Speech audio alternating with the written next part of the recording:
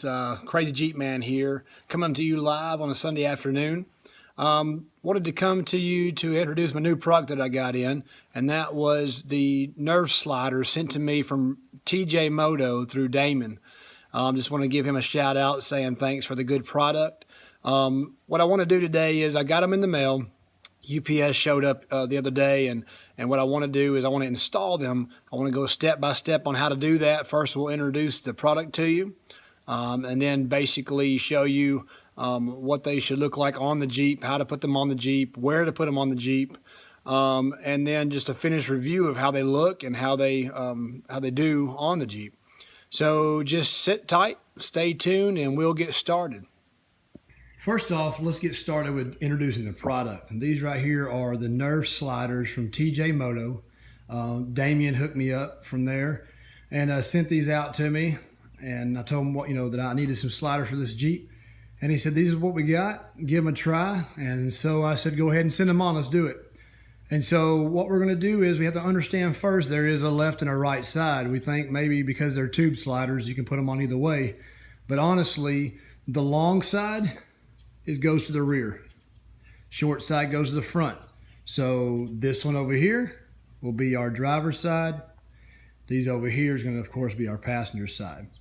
So what I want to do now is I'm going to take them out to the Jeep, and we'll see about getting them hooked up on there. Stay tuned. All right, YouTube. Today we're going to need a ratchet, an extension, an 18mm socket, and a 16mm socket to complete the install today. So let's get started. Okay, looking underneath the Jeep, right here, you're going to use your 18mm socket for the middle bolt, and then these two side bolts are going to be your 16mm. So I'm going to go ahead and take those off, and we'll look at it then. So this is what you're going to be removing from the bottom of your Jeep. It's the long bolt that goes into the body mount, and the two side supporting nuts on the ends of the bolts. So right here, this is what we've got. We're going to do the same thing to the rear, and then we'll be ready simply to slide the steps on and basically return the bolts to the proper places. All right, so right now, basically, I just got them on there held on by one screw. And so I wanted to stop right there and just kind of show you. I recommend you getting two people for this job. I got a little bit of help to get them up there to get the screw on.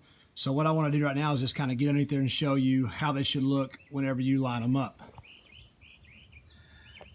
All right, it's kind of dark underneath here, but whenever you line them up, everything should just slide into place, and you slide it up on the bolts.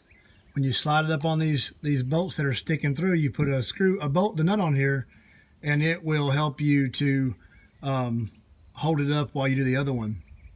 Then you can come back, put this one on, and then put your center bolt on, your center nut in to hold it the rest of the way. But it just basically slides in and up onto those two bolts sticking down. So I mean, it's pretty simple install. Like I said, but you just need another person to kind of help you with it. So now I'm going to go ahead and put the other nut on, and then put my main body mount bolt back in, and we'll basically be ready to tighten it up. And just like this, after we get all of our hardware tightened up, we're done. So what I did was, you've got four nuts, two on each side beside the body mount bolt on each side. And so I tightened all four of those up first to pull pressure to the body, and then I put the center stud in and tightened it all the way up, and tightened them all down to make sure they're good. And then I was done. I mean, so it looks good. We're complete. So there you have it.